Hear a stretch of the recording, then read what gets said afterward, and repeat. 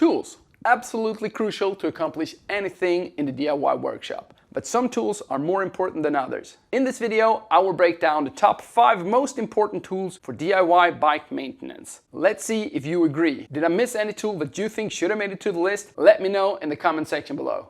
Now, let's jump right into it.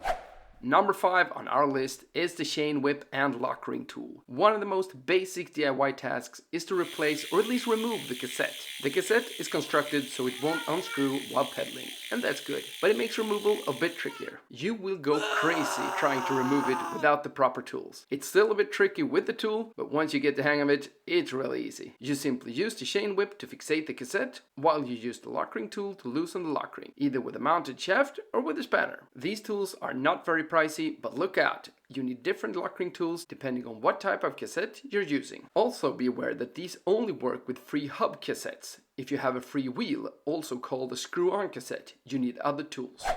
Number 4 on our list is the cable cutter. A quite simple and enjoyable DIY project is to change the shift and brake cables on your bike. But it can turn out a nightmare if you do it with a regular cutter, with the wires rattling up and the housing edges getting all messed up. So get yourself a proper cable cutter. It's a very powerful cutter that cuts both the wire and the cable housing in nice clean cuts and makes your wire change a pure joy. As shifting turns electric, even wireless, and the brakes hydraulic, this might be a tool that will be less needed in the future, as hydraulic hoses should be cut with another tool. But to this day, it's still a very usable tool.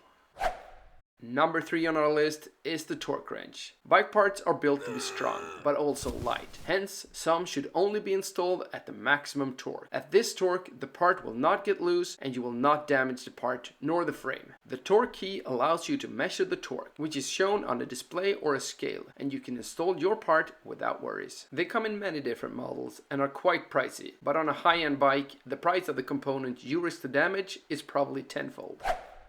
Approaching the top of our list, number 2 is the chain tool. When cleaning or replacing parts on your drivetrain, removing the chain is almost mandatory. Replacing a worn out chain itself is one of the best upgrades for your bike, both performance wise as well as economically, as you will save both cassette and chain rings from an early retirement. Shut up! For this, there are 2 different tools, depending on how your chain is attached, with a quick link or without a quick link. With this one, you push the lock pin out of the links, splitting the chain. To reassemble it, you need a new pin with a shaft to push it back into place. Do not reuse the old pin. Or you replace it with a quick link, which is reusable and much easier to use with this tool.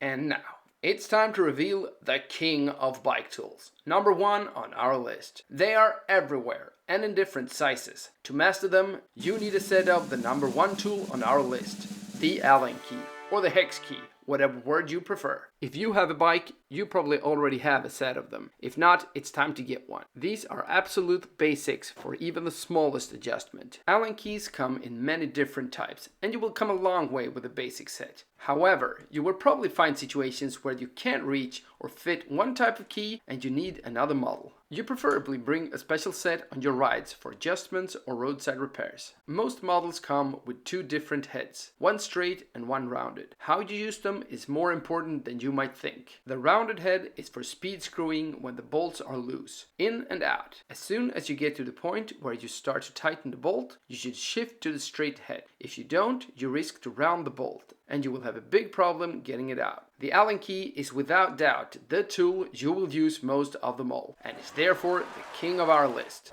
That's the complete list. The only question now is, should you spend your money on expensive tools or should you go for the cheapest available? Check out this video where I look deeper into that question. Thank you for watching. I'll see you in my next DIY bike project. Cheers!